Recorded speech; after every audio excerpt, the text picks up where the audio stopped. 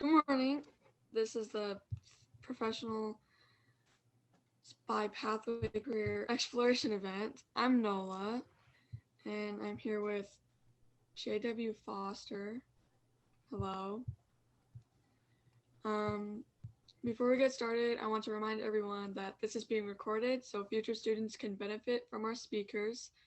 We have the next 30 minutes to learn about this career field and the education that is needed to enter and grow within this industry. And we will be monitoring any questions that students submit. There's no other people here, so let's get started so that we can learn about various professions and how they can prepare for the future. Please, Mr. Foster, can you tell us about your career field and how you like to get how to get started and with growth opportunities and more? Absolutely, Nola. Thanks for having me. First up, I want to make sure that I'm protected. I've got my awesome Yell mask on, nicely fitted. I think you all look pretty safe today, so I'm going to go ahead and take it off. I'm also rocking my red and black Tornadoes color flannel. So I feel like I'm well prepared to present to you today. Also, I was asked to come here today to talk to you all about the career of firefighter paramedic. Now, some of you may know that I am presently serving as the mayor of Yelm, but before that, I was a firefighter paramedic for 34 years. And before that, I spent 5 years in the Marine Corps. And then I was in, of course, high school before that. And I want to go all the way back to the beginning, and I want to show you what I looked like at the start of this journey. Can you see me? Yes. Yeah, that's 5-year-old me with my dog Tippy. I look different today, don't I? A little bit, yeah. Yeah, firefighter career will do that to you. No. So there's a bunch of ways you can get into this work. But first, you really have to understand what it is and be very careful about making the decision to go into this profession. So here's what it is. A great deal of preparation for a few minutes of excitement that comes without notice at any time of the day or night, regardless of what you're doing at the time, sleeping, eating, training, watching a movie, whatever it is, tones go off, you have 60 seconds to get going. Followed by a great deal of hard work in dangerous and unforgiving environments where life is literally on the line. Followed by meticulous decontamination, cleaning, reloading equipment, testing equipment, debriefing, analyzing, formulating new tactics and strategies, and then starting the cycle all over again, oftentimes without the benefit of rest or a break. Oh my gosh. Yeah, Sorry. and that's just the fire side of the job. You okay so far, Nola? I'm still going. Yeah, I'm sorry. Keep going. Okay. Because as a medic, either an EMT or a paramedic, and I'll explain the difference in a bit, the stakes can be even higher. Because at some point in a fire, for example, we can just call it a defensive attack and let it burn down. And we'll protect the exposures on either side. But with human life, we don't give up until we've exhausted all possibilities of correcting the problem. Again, with no guarantee that the best job possible will result in a positive outcome. Which is all my way of telling you that the job is hard, dangerous, sometimes boring, and can leave you with emotional wounds that are hard to heal and leave scars on your soul forever. That's pretty heavy. Are you still interested? Then listen on. Because here's the good news. It's an awesome job. You work 24 to 48 hours on duty, and then you have 48 to 96 hours off, depending on the shift schedule that your department uses. That's 2 full days on, followed by 4 full days off. Most professional firefighters work 9 days a month, unless they like OT, overtime, which most of them do. So that gives you time to rest, recover, and have outside interests sometimes other jobs, that help you balance the work-life equation, which is super important if you're going to go into a career like this. You have to find a way to leave the fire side, the EMS side behind you for a couple of days at a time and get that recovery going so you can come back in and do a good job for your community. The benefits: medical insurance, sick and vacation time, and retirement that is partially funded by your department and the state of Washington and you. And if you're careful in your planning, you can retire at age 53 and a half if you have 20 years invested in the retirement plan. And that's super important to understand. It kind of goes back to what I was saying. The reason that firefighters get to retire early is because traditionally, historically, they don't live long in retirement. That's pretty terrible. Going back 50 years, well, not quite 50 years for me. I started in the fire service when I was 16 in 1974, 75. And we didn't have things like air packs, and we were exposed to all sorts of toxic materials at fires and stuff. And a lot of firefighters ended up getting cancers and other problems and would die in their 60s and 70s. And so a lot of states, including Washington, put in place early retirement and also some other protections. And of course, we've increased our safety dramatically so that most firefighters now live the same length of life as non-firefighters post-retirement. But they're allowed to retire early so they can actually enjoy those retirement years. So that's good. Most professional firefighters in Washington state are going to start around $60,000 a year. Most of the paramedics I know in our region are pulling in about $100,000 a year. That's a lot, plus all the benefits that I talked about. Training's paid for. Lateral and vertical mobility is available, meaning a firefighter could go off the fire floor, off of the fire truck, and go into fire investigation or fire prevention. An EMT or paramedic can move on to the other medical professions like physician's assistant or nurse and so forth. So here's my path, and then I'll tell you a few different ways that you can go. So again, I started in high school. I volunteered for my local fire department and sort of got the bug. But then out of high school, I went into the Marine Corps and did a number of jobs in the Marine Corps and learned a bunch of very useful things. I was a mountaineering instructor for a couple of years. So I learned a lot about ropes and knots and evacuation techniques, extrication, and so forth. That came in handy later. I took my emergency medical training because of some of the injuries we were getting on the Rock, which was our training grounds up there in the Sierra Nevada. And actually, we lost our Navy corpsman to an accident. So a couple of guys and I decided it would be good if we became EMTs. So let's make sure you understand the difference. An EMT, emergency medical technician, is a course you can take at a community college, or Thurston County Medic 1 puts one on if you're affiliated with a fire department, which you can volunteer for once you hit 18. And that is a 150, 160-hour course. And it gives you that basic certification to respond to emergencies here in the state of Washington as an EMT. Paramedic takes it to the next level, and you can go to community colleges or specialized schools for this. Mine was in Los Angeles, and they range anywhere from a 6-month intensive course to a 2-year college course with associate's degree when you finish. That's about a 2,000 to 3,000 hour course of instruction with hands-on training and internships and stuff. So it's a lot more complicated. Here in Thurston County, we have about 800 EMTs that work for the fire departments, private ambulances, and so forth, and just 80 paramedics who work on the different paramedic units who work out of the fire departments, and they're also cross-trained as firefighters. So that's the difference between EMT and paramedic.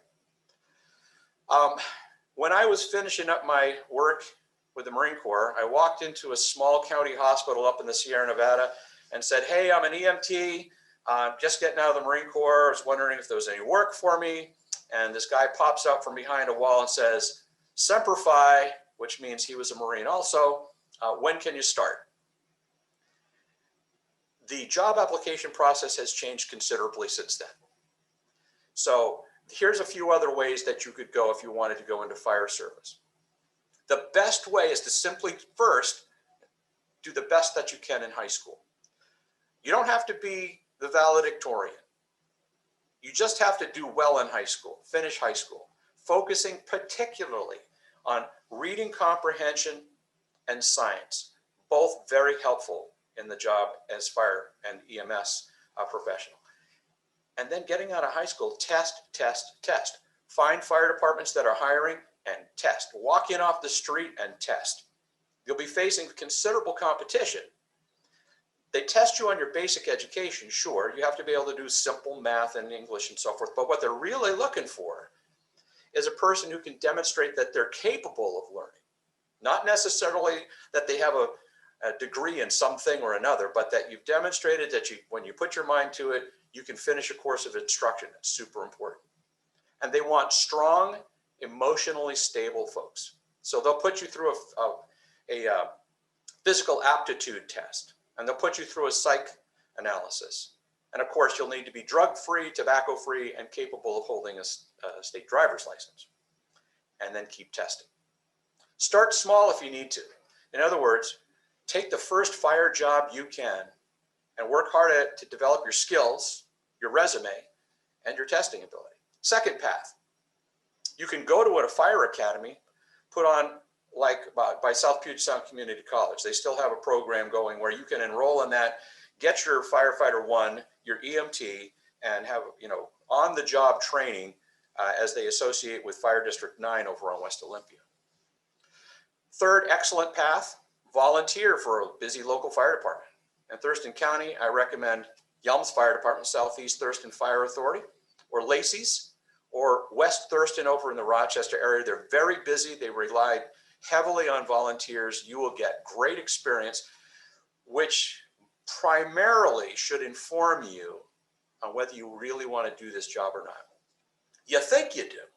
And then the first time you see a sick baby, or the first time you see somebody your age get mangled up in a car accident, you may have different feelings well up in you, and you might decide, this is not what I want to do. I don't have good coping mechanisms for that. But you learn by volunteering. And then fourth path that I can think of would be to go into emergency medical services primarily, get certified as an EMT. Again, you can do that at any community college around here. And then move on up to paramedic. You can get hired by the private ambulances. They work you to death. They work you hard. And they don't pay you that great, but you get great skills and a great resume. And then you can move on to another job when you're ready. Lastly, here's some things you need to know about yourself. Are you good with people? Because you're going to be living with a team of really diverse guys and gals who will expect you to respect them and yet be able to work with them, even if you have really different ideas about politics, religion, life in general, music. It's a team sport, and you have to be able to live with these people and get along with them and work well together. So other things, are you afraid of heights? Doesn't mean you can't be a firefighter. It means you then have to make yourself the best at the techniques they'll teach you about climbing ladders and working on roofs. The toughest thing I had to overcome when I was a mountaineering instructor was how to get comfortable with repelling. That's where you put the rope on your harness and you walk backwards off of a cliff and control your descent off the side of the cliff. Taking that first step over the top of the cliff is really challenging. And it wasn't until I was super comfortable with my knots, my ropes, my team, my anchors, that I got it in here. I can rely on those things. And then I was really comfortable with it and could teach it well. And fire service will allow you that if you go for it. You don't like tight enclosed spaces? Again, claustrophobia is a very tough one to get over. But you'll learn techniques that help you overcome that apprehension as well. So there's a lot to it, as you can see. And I just wanted to give you sort of an overview of what it's like to be a firefighter or paramedic, and then how several paths you could use to get there. And I would stand for any questions that you might have. I don't know how long I've gone so far, but I hope we have time for questions. Nolah, did you see that question there from Emily? Yeah. Emily asked, what do you enjoy best about this job and what do you least enjoy about it? It's a good question. It's a great question. So the thing, I mean, everybody's going to tell you the best thing about it is riding on the fire truck going 60 miles an hour with the red lights and sirens going. It's pretty awesome. But it's also challenging and dangerous. You wouldn't believe what people do when you're driving the fire truck and you think they're all just going to get out of your way, right? No, you have to be super, super careful driver. No, the best thing in my career was that feeling of satisfaction that I got after having done a good job. When somebody's life was changed because of the work that I did. And I have countless stories that I could tell you. I won't right now. But some of them actually changed me as a person, gave me new reflection on life in general, being able to help somebody at their worst possible moment in their life. And I helped them through it. Mind you, it wasn't always a positive outcome. Sometimes the person who we were called to help died.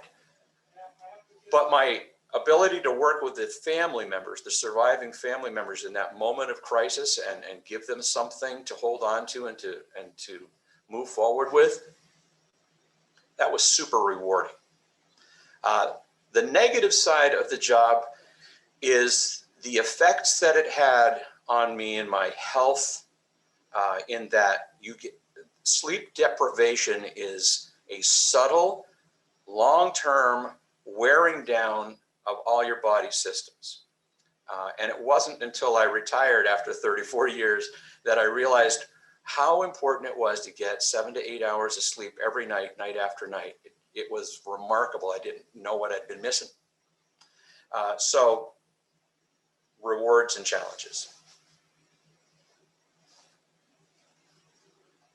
Okay, we have another question from Lily Lawson. How much does a death of someone affect your feelings and emotions, knowing that you're responsible for their life? That's a good question. What a great question. Very insightful.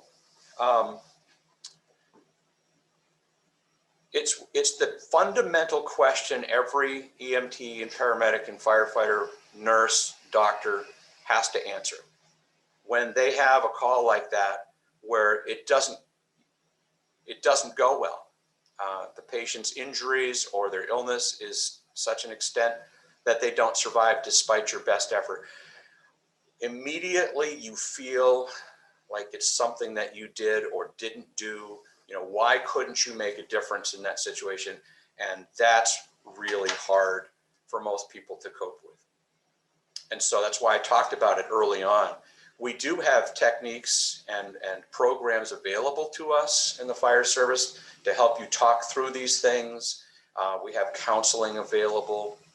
But here's a story for you. Many years ago, I was still fairly new at being a paramedic, and my dad came visiting, and we were talking about the job and stuff, and he said, "So are you good at it?" Dads have a question of asking questions like that. And I go, yeah, I think I'm pretty good at it, Dad. He goes, "What are some things that you could be better at?" I go, "Well, 12 lead EKG interpretation is something new that we're doing as paramedics in the field, and I'm not quite up to speed on that yet." And he goes, "Why not?" Oh, well, that's my dad's way of encouraging me to maybe do better at it. And so what did I do? Of course, I found every 12 lead EKG interpretation class I could find and studied. And then within a year, I was actually teaching 12 lead EKG interpretation. And my point being that my whole career, I kept learning and training and preparing for those moments so that I knew at a moment when, despite my best efforts, somebody died or had a bad outcome, that it wasn't because of something I didn't know or couldn't do. It was never any, and I'll tell you what, I always had an anxiety in my whole career that call would come someday.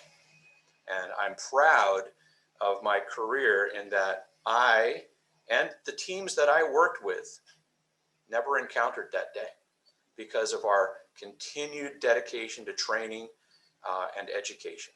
So that's how I dealt with it. And to this day, Nolah and was it Emily that asked that question? Yes, it was. Yeah. That's how I've dealt with it. Are there some calls that I'll never forget? Yeah, but there's also a whole bunch of calls that I'm super proud of that did go well because of what we knew and what we were able to do that day. So there's that balance. I was wrong. I think that was Lily that Oh, asked that question. So thank you for the question, Lily. We have another question from Jessica Paxton. So sorry. She has two questions. Is a 911 operator in the same field? Very cool question. So it's a different pathway. And what's great about the 911 operator, like here in Thurston County, it's called TCOM. And again, you don't have to have any experience. You have to have really good typing skills and the ability to type really quickly and to take in information and translate it to your program very quickly. But they teach you all of the stuff that you need to know. The challenge for a 911 operator, and many of them were good friends of mine. You loved hearing their voice on the radio because just their tone of voice as the dispatcher could help you find the calm that you needed to focus on the emergency at hand. My best part, when I would be the incident commander on a raging fire or a big accident with multiple vehicles and many victims, and I needed all sorts of resources, that my best partner was that 911 dispatcher who I could count on to take my requests, process them, and get me the information that I needed. So it's a super valuable part of the team. They literally are doing it behind closed doors, but they are an integral part of the team. And I would strongly recommend you explore that as well. Again, no particular pathway to it other than you wait for the opportunity to test and see if you're a good fit for their organization. And they start out again probably at around $50,000-$55,000 a year with excellent benefits.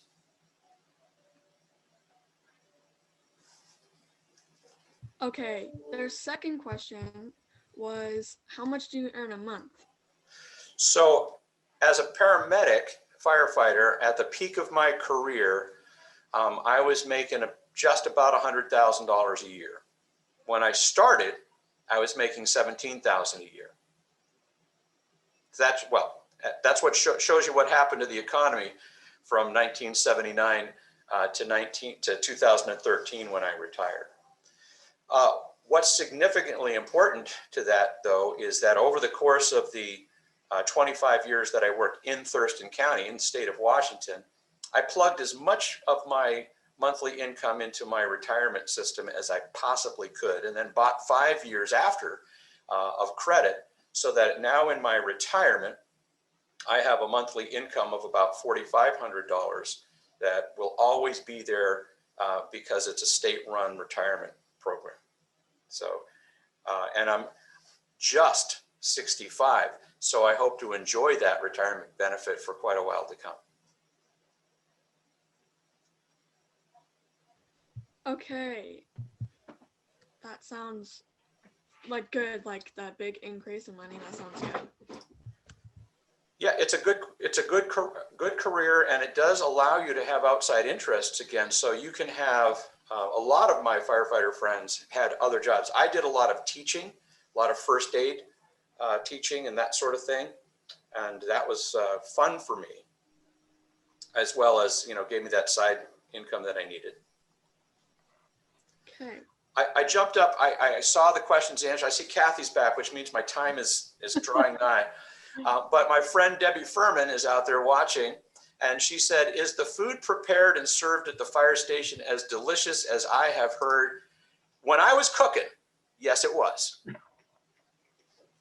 I can't say what it's like today, Debbie, but yeah, we would have a team of firefighters, EMTs, paramedics, usually between 4 and 10 people in the station for a meal.